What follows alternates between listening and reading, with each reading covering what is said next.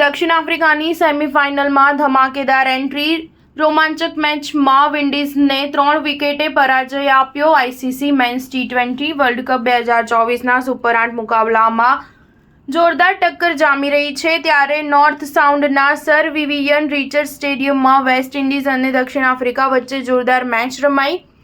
આ કરો યા મરો જેવી મેચમાં દક્ષિણ આફ્રિકાએ ડકવર્થ લુઇસ નિયમ હેઠળ 3 વિકેટ જીત મેળવી વિન્ડીઝ સામે સેમીફાઇનલમાં પ્રવેશ મુશ્કેલ કરી દીધો હતો। આ સાથે ખુદ દક્ષિણ આફ્રિકાએ સેમીફાઇનલમાં ધમાકેદાર એન્ટ્રી કરી હતી।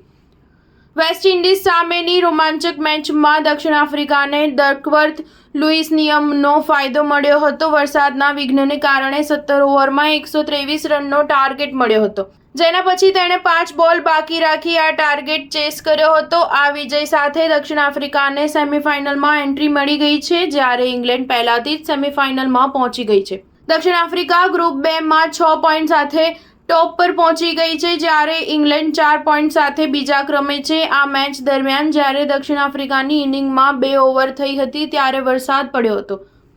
તે સમયે આફ્રિકન ટીમનો સ્કોર 2 વિકેટે 15 રન હતો અને તે મુશ્કેલીમાં હતી, પરંતુ જ્યારે વરસાદ બંધ થયા બાદ રમત શરૂ થઈ ત્યારે મેચમાં ઓવરો ઘટાડી દેવામાં આવી અને આફ્રિકાને નવો ટાર્ગેટ મળ્યો।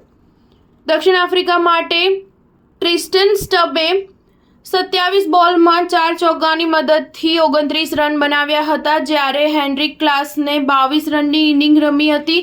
આ પહેલા ટોસ હારીને પ્રથમ બેટિંગ કરતા વેસ્ટ ઇન્ડિઝે 20 ઓવરમાં 8 વિકેટે 135 રન બનાવ્યા હતા।